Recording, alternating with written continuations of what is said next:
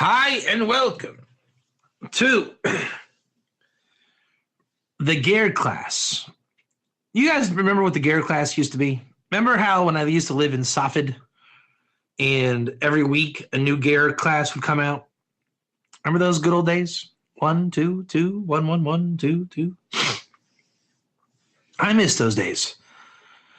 And then I moved to Modine and I went and visited Jacques a couple times. And then I visited America a couple times. And we're getting ready to go back to America. And you saw over the last summer, fall, we were doing the classes at the wall. I'm a poet and I don't know it. And then it got freezing cold in the winter. And we stopped doing the wall classes. And then we went and visited Jacques. And here we are. The time changed. Purim passed. Pesach's coming up. The website's on its way. And we got to figure out where we're gonna focus on the good weather. Am I gonna go back to the wall and recruit another film man? Are we gonna go back to Ger classes? And if that happens, would it be in Modine at the wall? I don't know. It's we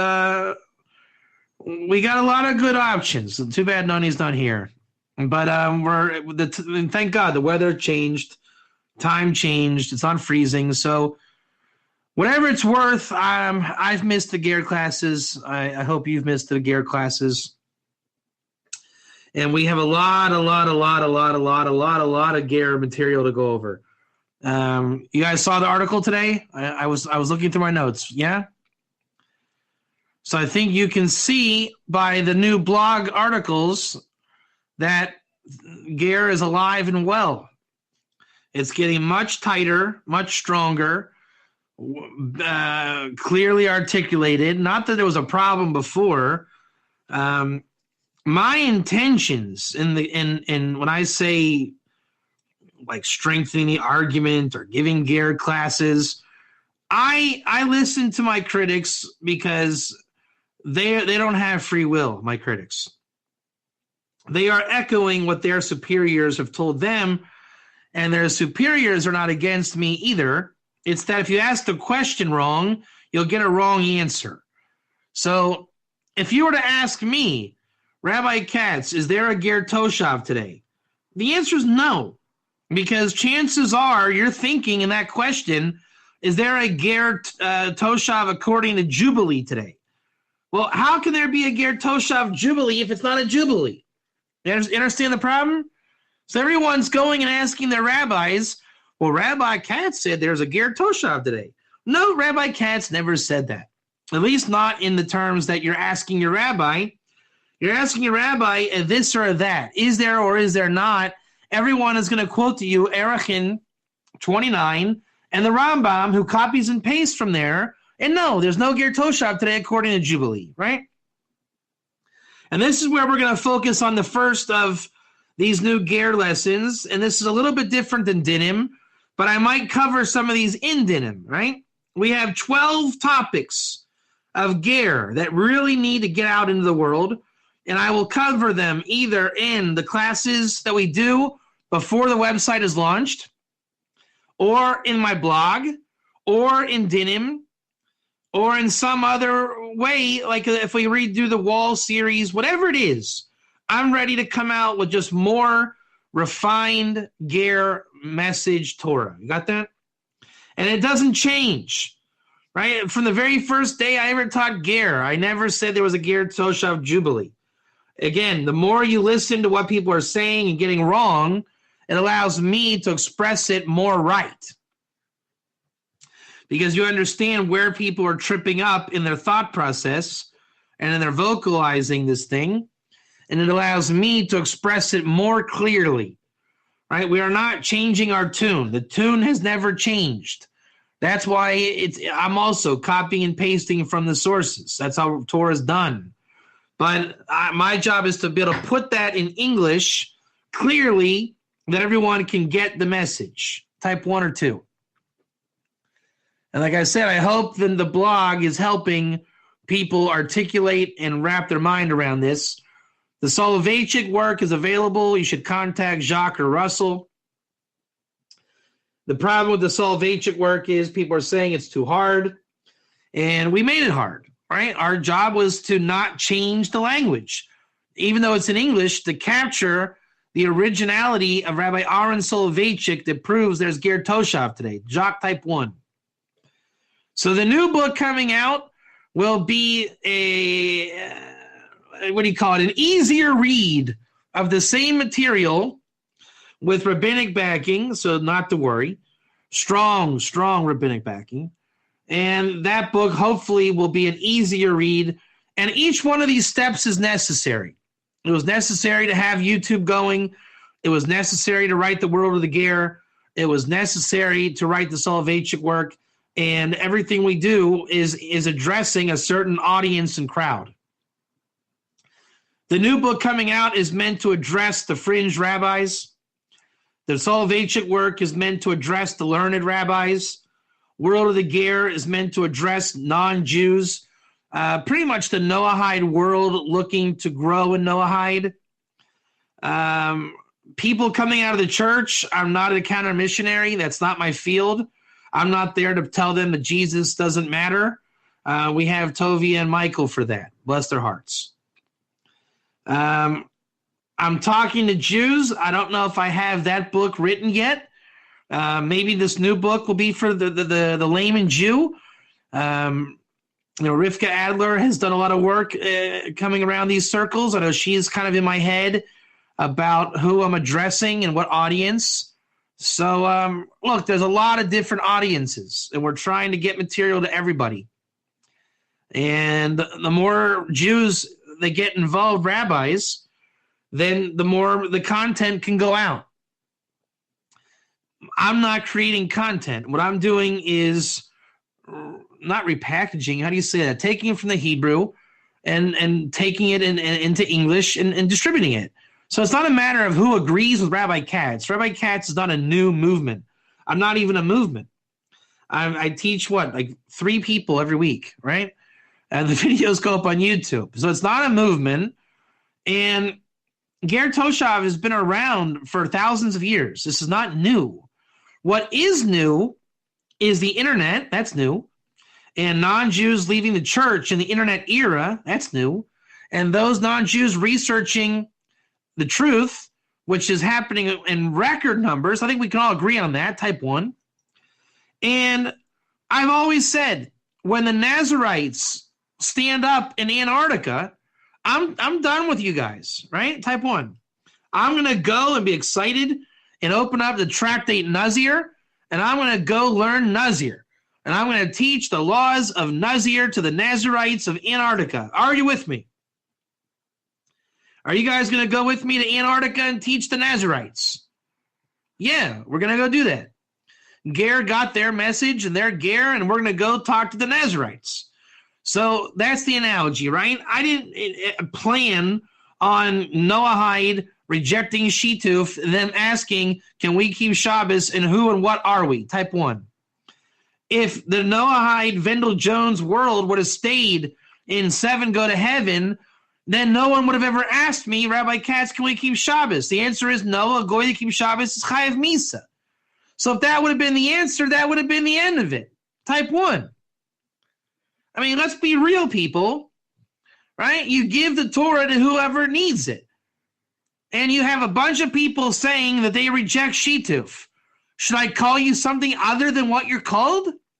Should we dig out the Torah other than what it is? So it's not new. What is new, as we've said, is a one-off in history where probably at this point millions of people are looking to reject Shituf. Is that a true statement, or did I just make that up? You tell me. You're out in the field. I'm over here in Israel. What I'm getting back, echoing into my computer, is that there are people out there all over the world that are interested in rejecting Shituf, and they just don't yet know how. Or if they do know how and have done it, they are receiving abuse saying that they're not allowed to reject Shituf or they don't know what Shituf is to reject it. Am I off on this? Am I making this up and like brainwashing people, or is this really what's happening? You tell me. If I make it up, I take it back. I am sorry for wasting your time and mine. But it appears to me that this is what is happening. There are a lot of people that want to reject Shituf. One or two. All right, there you're typing one. So, Jacques, you really think that you know what Shituf is enough to reject it? You really think you know that? That you want to reject Shituf? And you know what it means to reject Shituf? You think so? All right. And there's more like you? You really think there's more like you? You really think Justin Becker agrees with you? And you guys don't even know each other. All right. And you think the Torah that I'm teaching you caters to that? How to reject Shituf and what it means to reject Shituf? And it comes from an authentic source? And it's not new and made up?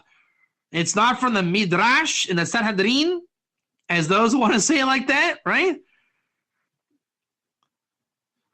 Or is it coming from authentic source? You know, even those people that say that Midrash and the Sanhedrin, they say that Chazal is a representation of the Sanhedrin. Is that true? Avodah Zorah 64b, is that kosher Talmud? Then those people want to say, but we can't understand Avodah Zorah 64b. It's a machlekes. Is it really a machlekes? Is it really the three opinions of Ezehu Ger Taishiv? Who's a Ger Taishiv? Is that a machlekes? Some might think it's a machlekes, but I'm here today in our class that we're having tonight, and then we're going to check this off on our little list of things, the 12 things we have to cover. And here we go. Ready? Let's back off of Avodah Zorah 64b, and let's follow the oral Torah through. You guys believe in the oral Torah? Yes or no? So the Ger, let's call it, just to upset people, let's call it the Ger movement, even though it's not a movement. If there is a Ger movement, Jacques, is it safe to say that Ger is driven by the oral Torah, the Torah Shabbal Peh? Is that a true statement? Or are we some kind of Karaite, neo, blah, blah, blah? Or does Ger claim to be classic yeshivish oral Torah? Not David Katzism or Midrashism or Sanhedrinism, but Torah Shabbal Peh. Yes? All right. So then let's start this little exercise. In Avodah Zorah 64b, there's an apparent machlekes. Ezehu Ger Toshav, who's a Ger Toshav? Three opinions. Mekabel Atzmo accepts upon himself to reject Avodah Zorah before three men. The 7 laws is the second opinion, and all the Torah laws except for he still eats nevela. Right? And there are those that believe in this whole Sanhedrin, you know who you are. I like to make fun of those people that want to say it's a machlekes, and it's not a machlekes. Now, when you look on a page of Talmud and Avodah Zorah 64b, let's do that. Ready? Let's look in Avodah Zorah 64b. Because we look it up, don't we, Jacques? We quote sources, we look it up, we don't get it wrong, we take pride in our work, we serve the Lord. Avodah Zorah 64b. And it says, oh, look at that, the halacha. Kol shekibel alav sheva mitzvahs, shekibel aleim b'nei nayach. And it takes you to halacha hey. Rambam there. Chapter 10, halacha 6. And where is there? The laws of Akum. The laws of Akum. So in that law, it says we don't receive Gerim except for the time of Yovel. Now you would say, so we got Rabbi Katz. So, see, there's no law of Ger Toshav, right? Then there's a footnote there that says to look on 65A. And when we look at 65A, and it says, who's a Ger Toshav? And it says, look at 64B. And on 65A, it wants to know about the mitzvah l'chiyuso, sustaining the ger, and all of our things. And there's another sign here. 1 second, where does that take us to? And he says, look in the Sanhedrin about the ger toshav there. Now, most people will not go look up the Be'er Sheva in Sanhedrin 96b. And what Rashi says there. I'll even make a little challenge. Well, the people that have issues with ger, go look it up. What do you think they will do? Will they look it up? Will they go look up the Be'er Sheva and quote to me the Be'er Sheva? Let's see if they can do that. In the meantime, let's look up Sanhedrin 96b. Don't think that I have ignored the fact that we said there's no ger toshav in this halacha. Oh, no, we did not ignore that. Ger toshav. Shalom. Kibel alav shar mitzvahs, the kibel alav shalom avod v'zchoifin. That he did not accept on himself the rest of mitzvahs, but he did accept upon himself not to serve idols. There's your Rashi Avodas and Sanhedrin 96b. So does the word kabel mean accept? Like, yeah. Today I'm not doing idols, thank God. Or is it proper Kabbalah? So when it says shalom kibel alav, is he saying that he did not make a Kabbalah on the rest of mitzvahs, but he did make a Kabbalah that he shouldn't serve idols? Hey, that sounds like Avodah Zarah 64b, Jacques. Which one do you think it is, Jacques? Did he make a Kabbalah? So therefore, 64b is saying that there's a Kabbalah on not to serve idols, but the halacha said there's 7 mitzvahs. So which one is it? Is the halacha 7 mitzvahs, or is the halacha not to serve idols? The ger toshav of 7 mitzvahs is of the Jubilee, and that's why Rambam paskins, there's no ger toshav today. And why is there not a sign of halacha by the aspect of Kabbalah? Because that is not where the Rambam wants to paskin by. Because that would assume a certain level of based in Kabbalah, which we don't have today. Does that mean the Rambam didn't speak about it? Let's go weiter and find out. We need to see. Krisis 9a. Hey, have you ever heard me talk about Krisis 9a? Has anyone ever heard me speak about Krisis 9a? Let's read Krisis 9a. Krisis 9a, Krisis 9a, Krisis 9a. Look at this. Ger Toshav. And there's a halacha. Wow. And where's the halacha? Rambam chapter 10, halachas avodah zorah, halacha 6. There it is again. So we have the Rambam saying that the ger toshav doesn't exist today. And he's taking you to the laws of Akum. And that is not a problem. Why is that not a problem? Because the Rambam exists in other places. And we are into the stage of the Rambam. Are you following the trail? Are you following the trail? We started with the classic ger toshav, correct? Avodah Zarah 64b. We went to Krisis 9a. And we mentioned in Sanhedrin that brings us to the opinion that we don't paskin by. Okay.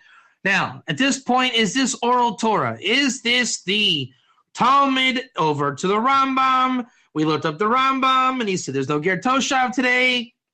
But then we know to look in the Laws of Shabbos 2014. How do we know that, Jacques? How do we know that, Rambam? Because where do we find the ger toshav in the laws that are applicable today?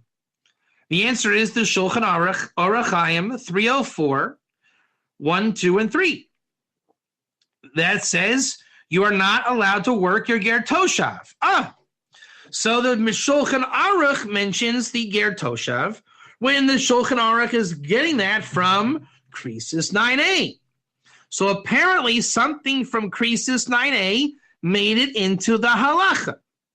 And guess where the wording of the Shulchan Aruch came from in its halacha that is binding by all Jewish people in the Shulchan Aruch? Any guess? Any takers? The language of the Shulchan Aruch in 304 by Ger Toshav. Where did Yosef Karo, Rabbi Yosef Karo the Mechaber, where did he get the language from? The answer is the Rambam. Thank you.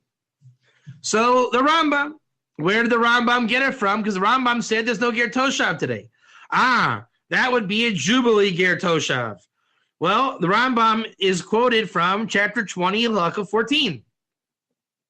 Kashem sha'adam mitzava al shvisas behemaso b'shabis kachu mitzava al shvisas avdo v'amaso afal pishem b'nei dasul das ha'atz b'noizim mitzvah Allah v'shmarim l'man mesiyas meloch b'shabis shinem l'man yinu v'shokah v'chor cholav v'yimesh v'secha v'agir Evid v'am ha'shana mitzvoyin al shvisas hey avadim shemal v'adavu v'shem avdus v'kibru mitzvahs Shavadi Mekayevin Ben Avalavadi Shalom Alavaladavu Ela Kibu Alayan Shevad Mitzvahs Benei Noyech Bilvad Harihen Kager Toishav Umutrilasus Malacha Bashavis La Atzmin Befarhesia Yisrael Bechol.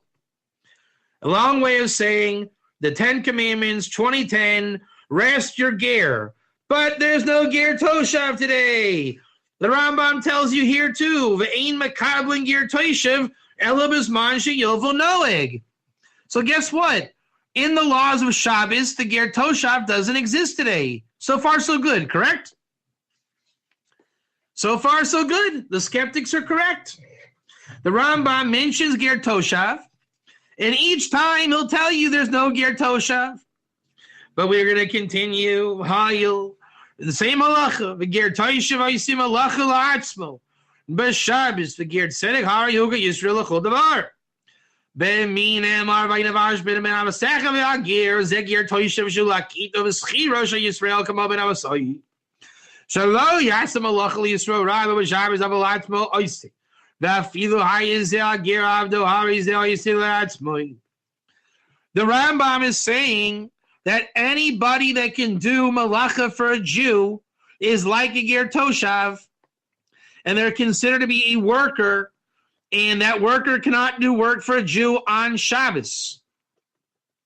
That means the Shabbos of this, like a ger toshav, is not the same Shabbos as the covenant of Israel, but this is how Rashi explains in Yavamis 48b. Chuck, did I say 48b? Is that one of our famous ger sugyas? Let's find out and go to 48b. Well, we're 3/4 out of the way of all the main sugyas. How in the world is that possible? Look at Rashi, ger toshav.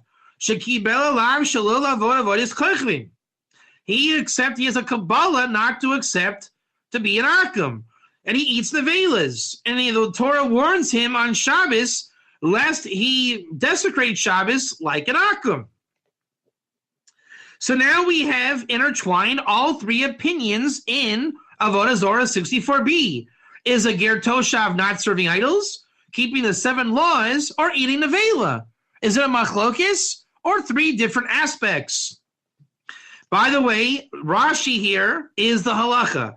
And you'll say, but the Sanhedrin and the Midrash and the Zohar and the Smurfs and Gargamel don't poskin this way. But guess what? Rashi is the halacha here. He is the halacha, and Rashi is quoting a known shita, namely the Rashba. The Rashba brings down the shita extracted from Krisis 9a, and Krisis 9a is Chazal. Are there many ways of taking Krisis 9a? Yes, there are. It can have more than one meaning and one usage at any time.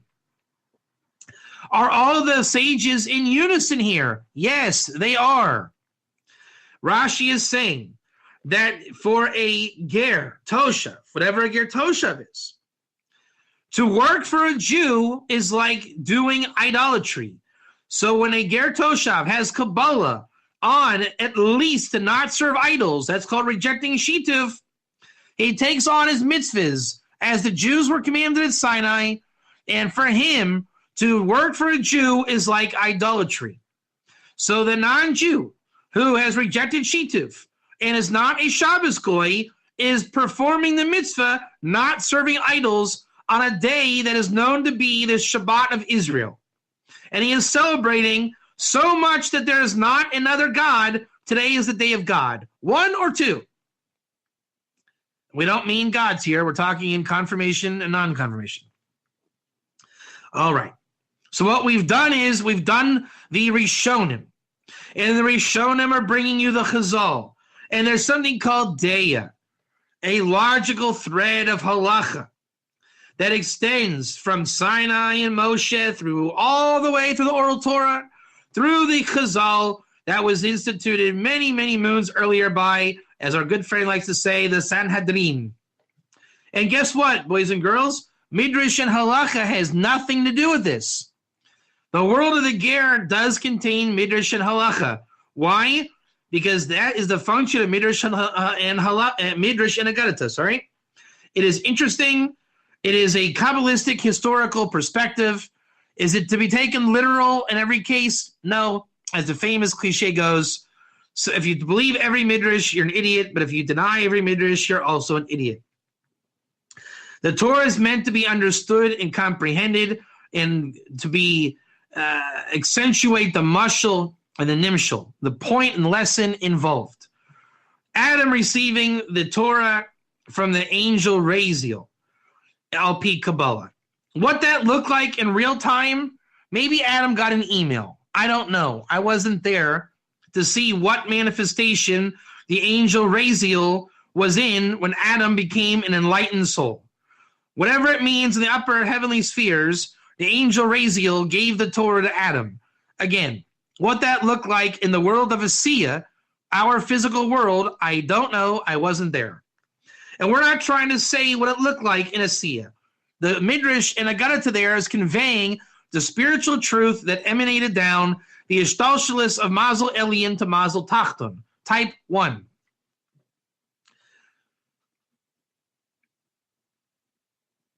Now, in terms of halacha and Ger Toshav and following the Rambam is a Rishon, Rashi is a Rishon. Apparently, they both have derived their halachas from Krisis 9a. Krisis 9a is related to Yevamos 48b, is related to Avodah Zorah 64b. And in Avodah Zorah 64b, we have the three opinions. And they're not arguing. It seems that the 7 laws is a Ger Toshav in Jubilee, type 1. Then there's something called Nevela, which the Rambam didn't mention here. And there's something called Kabbalah on serving idols, which the Rambam didn't paskin on, at least where we've seen it. But then when we look in the Rambam, in Hilchos Malachim, chapter 8, halachas 10 and 11, he talks about Kabbalah and rejecting idols, and it's the same way in Isuri Bia 14, 7, and 8. Let's then get the Rambam in Isuri Bia 14, 7, and 8. We've already mentioned the Rambam in Hilchos Shabbos, and that the Shulchan Aruch takes on the language of the Rambam, and that there is the Rashi opinion of how to keep Shabbos like a Ger Toshav taken from Krisis 9a. Why does it go around in circles? Because they're all cutting and copying and pasting from the same sources. So when we have Isuri Bia 14:7, the source Ezahu Ger Toshav, Rambam's quoting for you, Avodah Zorah 64b. Who's a Ger Toshav? He that takes a Kabbalah, Kabbalah, and we don't mean Zohar, not to serve idols with the rest of the mitzvahs. He's not circumcising or mikvaing, and he is makablin. This is makablin him. He is effective with this. And what does it mean? Is he a Jubilee Makablin Jacques? He can't be a Jubilee win. How do we know that? Because the Rambam says he is from the Hasidic Omos Ha'olam. By definition, that cannot be Jubilee. And then why do we call his name Ger Toshav if he's not a real Ger Toshav? He's allowed to live in Israel. He's allowed to. He doesn't have to. And Rambam says, look in the laws of Avodah Zorah. What does it mean? We don't accept a Ger Toshav except for times of Jubilee. That means you can't just go to Israel and be all Jubileed and Israeled up except for in time of Jubilee as a Ger Toshav. That doesn't negate that you have Kabbalah. The very next halacha, Ein Makabel Ger Toshav Ela B'zman Yovel Noyeg. The laws of Avodah Zarah, he brings very next halacha saying the same thing. If you're going to be a Ger Toshav Jubilee, it's got to be in the time of Jubilee. Now our question becomes, where does the Rambam get this information? And we see that who's a Ger Toshav? He's bringing you from the laws of Avodah Hilchos Melachim, chapter 8, halacha 10. How about that? And he says, look in Yevamos 48b. And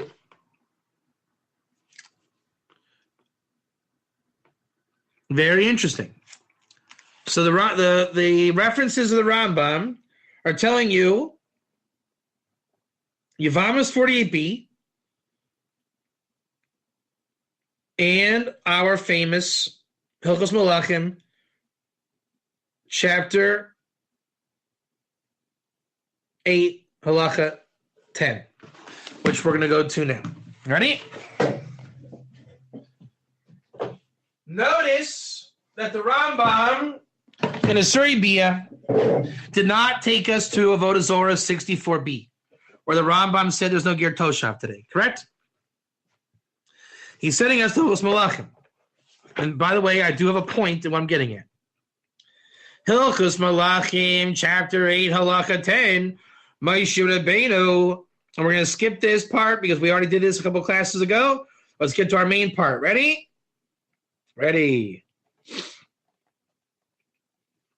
Moshe Rabbeinu was commanded by God to press everybody to accept or to have a Kabbalah of all the mitzvahs commanded by Noach, and all that do not take Kabbalah are killed. And the one who has Kabbalah of them is called Ger Toshav in every place. And he needs to have Kabbalah before 3 men. And all who have Kabbalah, blah, blah, blah, it goes on to something that is not negated to this, next halacha. All who have Kabbalah, the 7 mitzvahs, and are careful to do them, Hari Zem Chasidim Olam, he has Olam Haba. For our Sanhedrin people, here's the Rambam saying he has Olam Haba. The Rav Soloveitchik work concludes with the same thing. No one disputes this.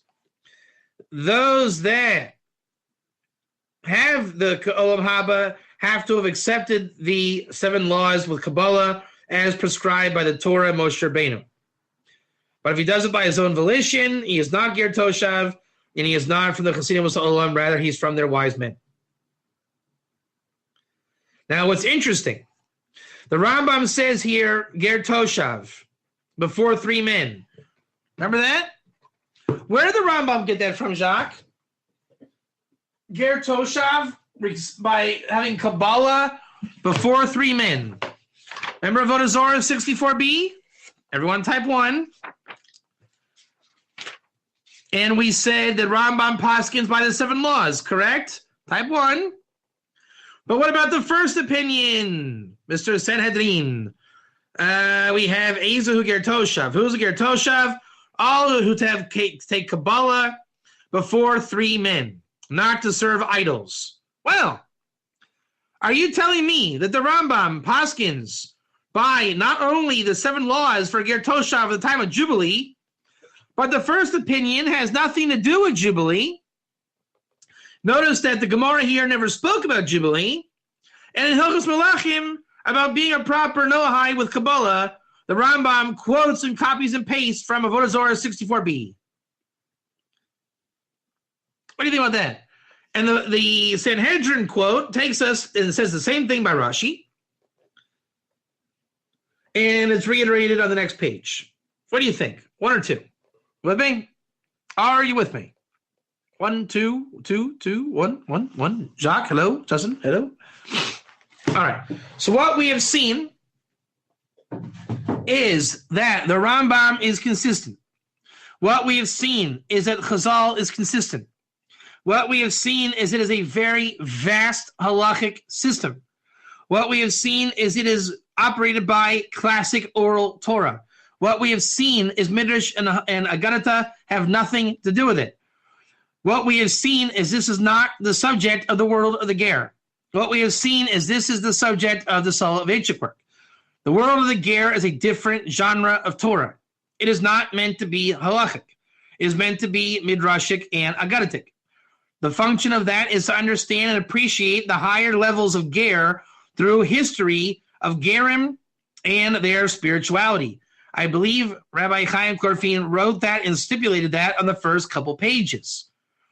We have more than enough halachic backing and references to support and suggest where the Ger Toshav exists. And that's where we're at now in this discussion.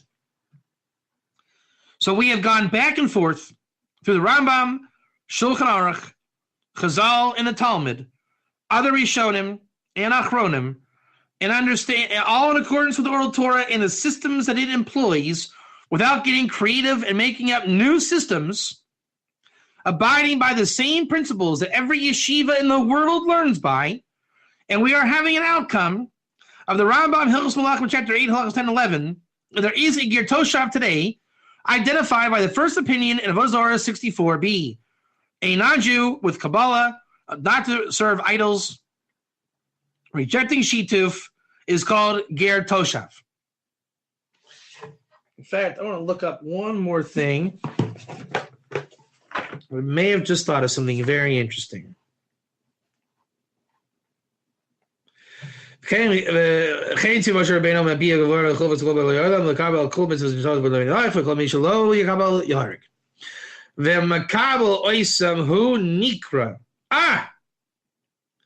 Jacques, I found it.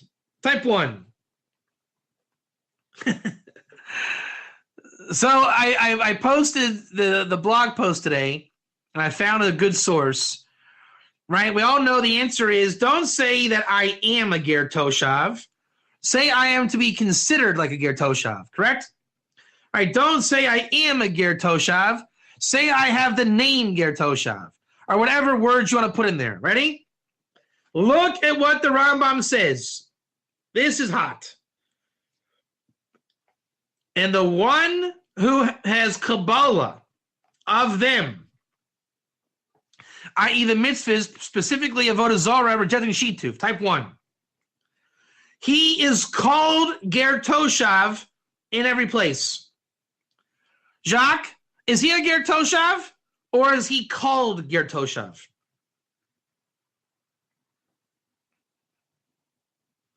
Is that not? That is the answer. Ladies and gentlemen, you have just witnessed the answer in the Rambam. The Rambam says Ger Toshav is the time of Yovel. Being called Ger Toshav is something different. Then we had in Surah Bia 14:7, and if I remember correctly, why is a Ger Toshav Chassidim Olam? And look, Jacques, Lama Nikra Shemo Toshav. Why do we call his name Toshav? Jacques, is he a Ger Toshav? Or is the Rambam asking, why is his name called Ger Toshav or Toshav? And then in the next halacha, Ve'ein Makablin Ger Toshav. Big difference. One is a person, the other one is a name called. Big, big difference. And that's what the Rambam is saying. And this is what everyone's saying. A non-Jew at any time and place can choose to reject Avodah Zarah and Shituf with Kabbalah. And if he does so, he is called Ger Toshav.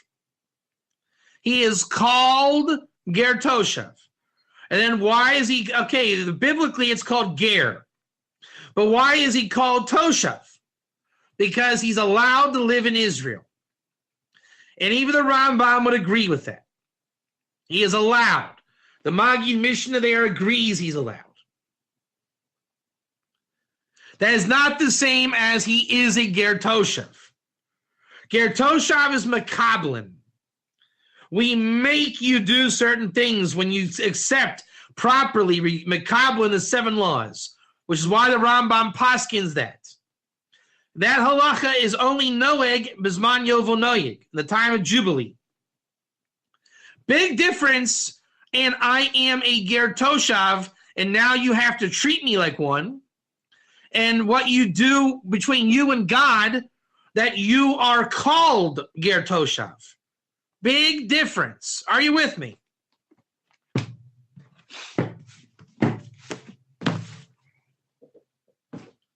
What we then have, and this is the main thrust of the class today, there's no machlokis on Ger Toshav.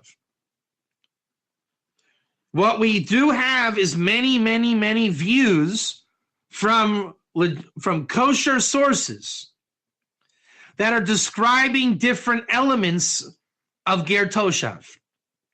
So when a rabbi says there's no Ger Toshav till Jubilee, and another rabbi says he has Kabbalah, he is called Ger Toshav. Jacques, are those two rabbis arguing? Is that a machlokis? It is not a machlokis. One is simply stating a fact. The Jubilee Ger Toshav doesn't exist today. The other rabbi is saying a non-Jew with Kabbalah is called Ger Toshav. Different angles, different views, different worlds. And the main hubs of Ger Toshav, Avodah Zorah, 64b, etc., is like a super conscious position where you can extract all the different levels of Ger. Some Ger will convert, some Ger are Jubilee, some Ger have Kabbalah, some Ger have a different Kabbalah. Then you'll say, but we don't know if they can take a Kabbalah that gives them anything today. Okay, there are rabbis that discuss should they have that Kabbalah and should they not. And you'll say, you know what? I'm not on the level to know if Jacques can have a Kabbalah that mandates me to give him my dead steak. Right? I don't know. But if you take the lowest common denominator, and this is how the Rambam goes, and everybody goes, and no one argues. If Jacques stands up and says, I, Jacques, have rejected Avodah Zorah in Shituf, and I take on my mitzvahs like a Jew at Sinai, Jacques, are you a Ger Toshav? No, you are not a Ger Toshav. Are you called Ger Toshav? Some would say in the name of Ger Toshav. Some would say in the din of Ger Toshav. Some would say in the geder of Ger Toshav. Some would say a ben Noach kosher. Some would call him a ben Noach. It's all the same terms. When Rambam calls you a ben Noach there, Hilchos Malachim 10:10, it means he is a ben Noach and not a proper Ger Toshav. When we call him a ben Noach kosher by some sources, which is to say a difference from a regular ben Noach. When he's called Ger Toshav, he is called Ger Toshav. And then the Rambam says why he's called Toshav. Is it confusing? Yes. Why is it confusing? Because everyone copies and pastes from the Chazal. Why did Chazal make it confusing? Because last time I checked, the Talmud is confusing. It's a very terse language. It's not meant to write out every little thing. That's why it's called the oral Torah. The Ger world is has largely remained oral. Even though it's largely written, to understand the written, it is largely oral. So there's no machlokes. What you have is, there is a machlokes, but it's not the machlokes that they say that there is. The machlokes is one and simple. And this is the laws of Brisk. Rambam says there's no Ger Toshav till Yovel. Rambam says with Kabbalah, you're Ger Toshav. Forget what I said about you're called Ger Toshav, even though that's the answer. The machlokes that exists today. Does Rambam subscribe to Tzvei Dinim, or is Rambam Pashut? When Rambam says Ger Toshav, is he saying a rose is a rose, there's a rose? There's no Ger Toshav today. So when I talk about Ger Toshav as if it's practical, I'm just joshing you. There's no Ger Toshav today. That's one example of our friends that pronounce Sanhedrin like Sanhedrin. Then there's something called Tzvei Dinim and Brisk.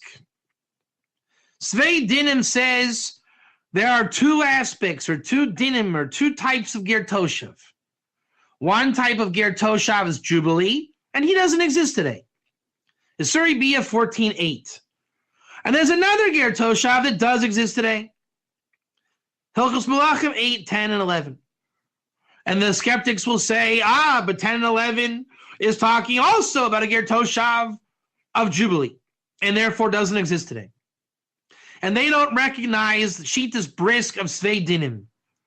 And then there are those that say, but Tzvei Dinim of Brisk, there's two Ger Toshavs. The bottom line is, we have to deal with replacement theology. How many of you have ever heard of replacement theology? We've all settled on the Rambam because the Rambam was diligent to copy and paste from the Talmud. No Ger Toshav until Jubilee, right? So let's forget about the Rambam. Let's go to Erechim 29. There's no Ger Toshav till Jubilee. Let's assume that the author of Erechim was a rabbi. Can we assume that? He was a rabbi. And there have been rabbis since Sinai, one or two. I'm a rabbi. Vilna Gaon was a rabbi. Moshe Feinstein was a rabbi. In the 90s, there were rabbis. In the 80s, there were rabbis. And the Torah has gone out from Sinai, and it continues to go out. Correct? So there's something called Kabbalah. And I'm talking about Zohar mystical Kabbalah. Type 1. And we have books of Kabbalah today. And even though I don't think that the way that my books are written Kabbalah today is the exact same format that Moses taught Joshua. Obviously, Moses taught Joshua on a much higher level that I'm learning from some book, right? But if Kabbalah is true, and if I learn the Kabbalah on some topic, let's say Pirkei Avos, the first halacha there, okay? I learned the Kabbalah of the Zohar that said, woo, spooky dookie, wah, wah, wah, type 1. And I went and I gave a mystical lesson on Pirkei Avos, type 1. You could say, but Rabbi Katz, that's not the same level of revelation as it was taught to Joshua. Okay, I agree.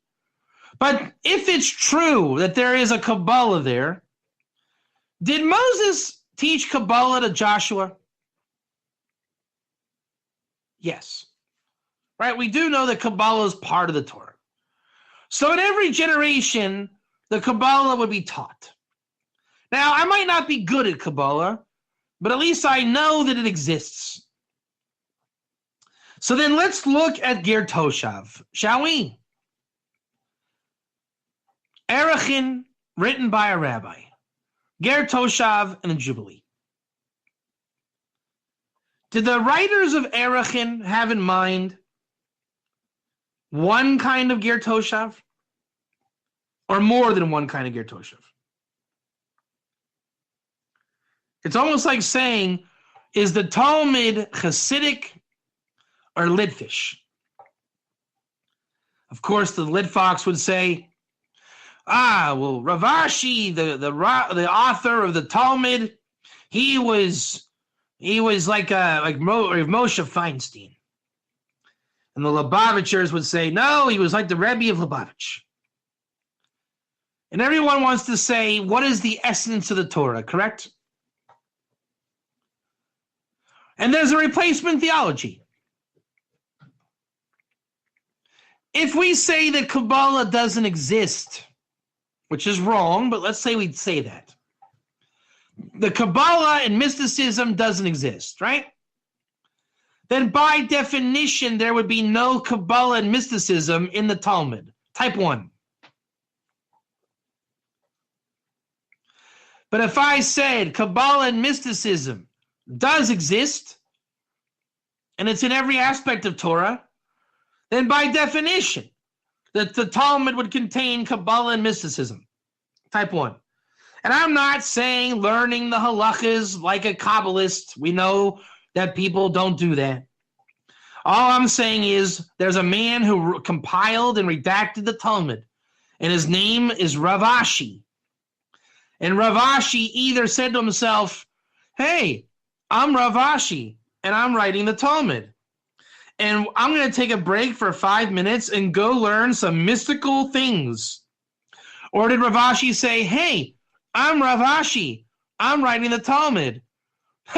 There's no such thing as mysticism. I'm going to stick with the halacha because that's all there is. 1 or 2. Rav Ashi had one of those discussions. Is that not true? The Talmud and the Torah either has Kabbalah as a part of it or it doesn't. 1 or 2. There's a reality. Rav Ashi either said, I'm going to go learn Kabbalah, or he never said that. Right? Let's say there's a Messiah. Have you guys ever heard of the Messiah? So Judaism either believes in Yeshu or doesn't believe in Yeshu, right? If Judaism believed in Yeshu, that means once upon a time, a bunch of rabbis said, I can't wait till Yeshu comes back. Or Yeshu has nothing to do with the Torah, and has no portion of Messiah, and no rabbi ever said, I can't wait till Yeshu comes around. 1 or 2. Is that a factual statement? So since we do know that Yeshu is not the Messiah, no rabbi ever said that, correct? No rabbi ever said anything to do with Yeshu. So any Christian argument would hold no water. No matter how hard you try to do replacement theology with Torah, you will never find Yeshu in it unless you talk to the counter missionaries, which seem to put Yeshu in more than the Christians. Type 1. Okay, so back to Rav Ashi. Rav Ashi either said there is such a thing as Kabbalah, even though maybe not in the halacha, but in the spirit of Torah, it either has in it Kabbalah or not. Is this a logical thought that I presented? There is either a concept in the world called Kabbalah or there isn't. Okay. Now let's do our replacement theology. Ready? We're not going to go back and say if there's Zohar or not. That argument is already being argued on the internet. It doesn't need help from me. The Briskers teach Svei Dinim. Type 1, because that's a fact. Did Rav Ashi, who compiled and redacted the Talmud, did he know about Svei Dinim? Or did he say, silly Briskers, in about 2,000 years from now, there's no such thing as Svei Dinim. The Torah only has one view. What do you think, guys? Is the Brisker Rav making it up? Or is the Brisker Rav revealing what was always there? I.e., in Erechim, is there 2 kinds of Ger Toshav? Or is there 1? Did Erechim have in mind Svei Dinim? Maybe they called it 20 Dinim. Maybe they called it a Big Mac. Maybe they called it the Houston Oilers. I don't know what they called it Svei Dinim back then. But what we call Svei Dinim today, 2 laws. Did Rav Ashi have that concept and pass it on to the Rishonim, Rashis, and Rambams. Therefore, the Rambam copied and pasted from Erechim. Did the Rambam know of Sfei Dinim?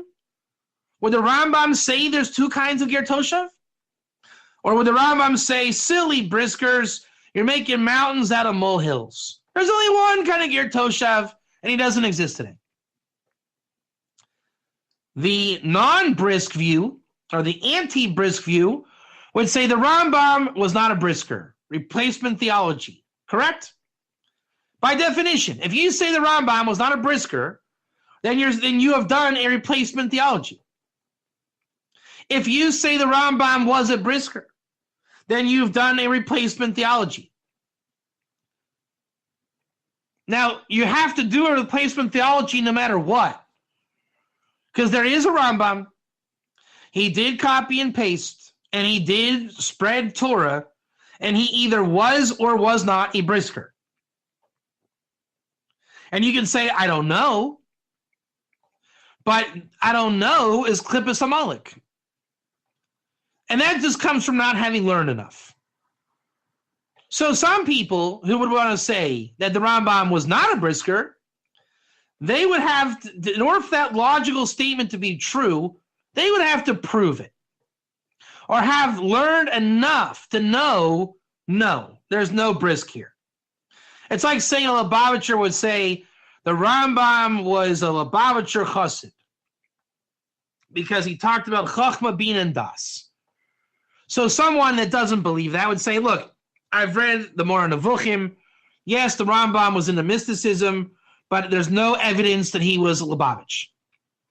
Or that Lubavitch was somehow carrying on the tradition of the Rebbe, or the Rambam. But if someone else could argue, I see the Rambam is classic Lubavitch. But at the end of the day, the Rambam was either a Lubavitcher or he wasn't. Is that true? The Rambam either incorporated the same Torah and ideals as Lubavitch itself, or he didn't. And people can either believe that or not believe it, or stay on the fence and not know, or pursue the truth and find out one way or the other. Correct? Simply by the ways of logic. Most people are not in a position to say, yes, the Rambam was a brisker. The skeptics that believe in Machlokes will say the Rambam was not a brisker. They'll call it the Abraham Striemel argument. How do you know that Abraham was a chassid? Would a chassid walk Dalet Amos, would Abraham Avinu walk Dalet Amos without a Striemel? But then there are those that have learned and would say, it seems to me that the Brisker Rav didn't invent brisk. It seems like brisk was just perpetuated and the Brisker Rav encapsulated it. Therefore, maybe the Rambam perpetuated the same type of learning. And the Talmud had the same kind of learning. Another way of saying this is brisk learning more than one aspect of any one thing, does it go back to Sinai? Is it an intangible part of Sinai? Can you divorce it from Sinai? That's where I'm going to leave you today. Rabbi David Katz is on record as saying that brisk is not unique to brisk.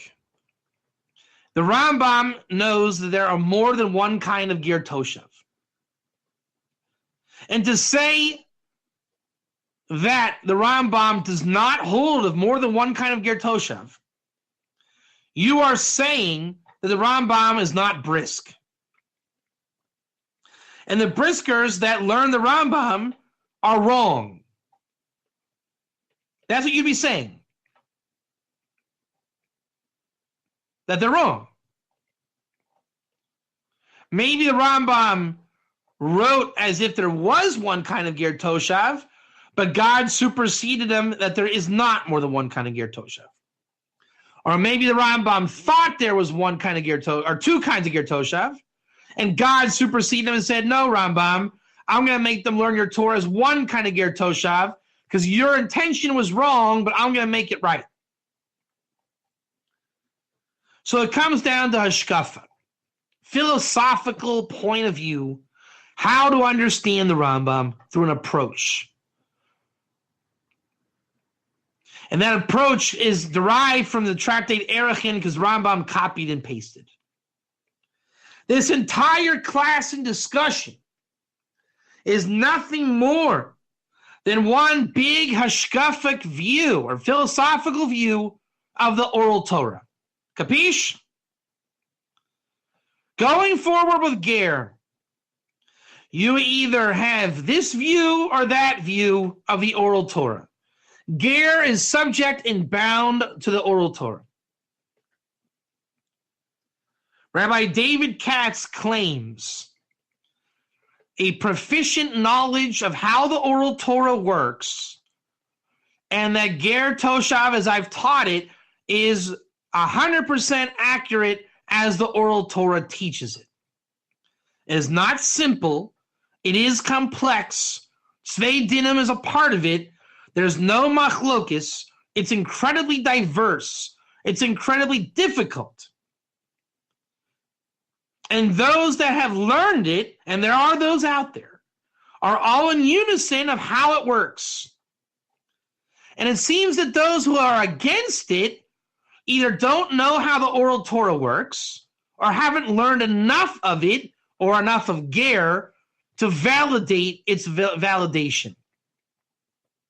So I will leave it with you. The sad part is, I know that this is right. And those that are against it, they know that they're wrong.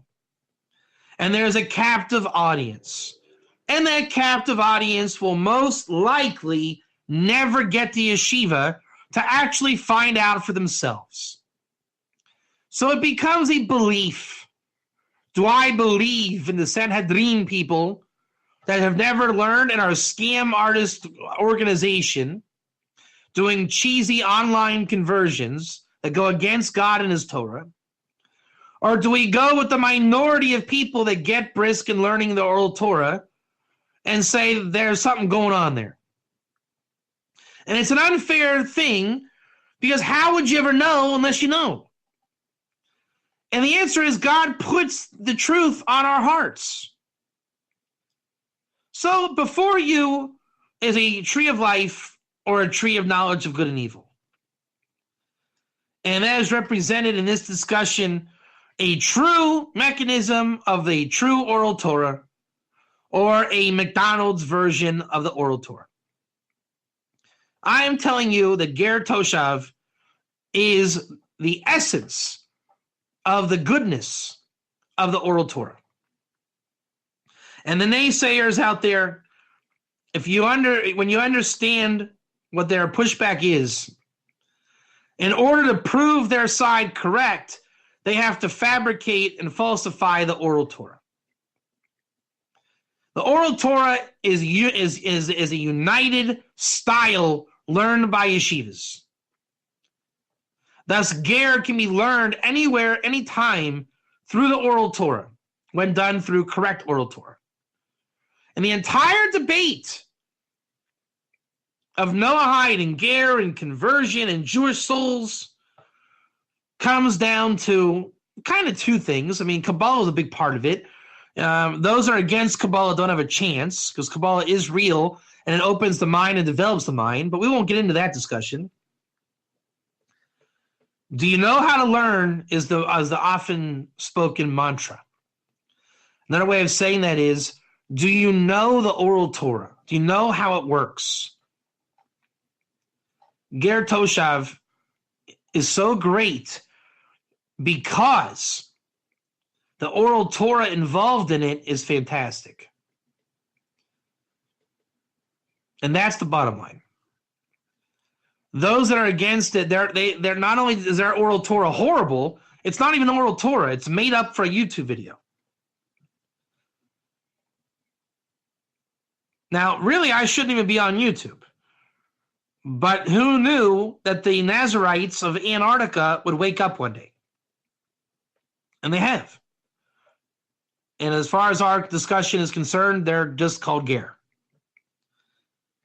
And that's where I'll end this class.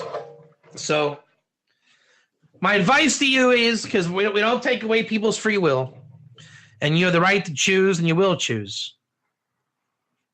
If I have any good advice to give, it's an oral Torah issue.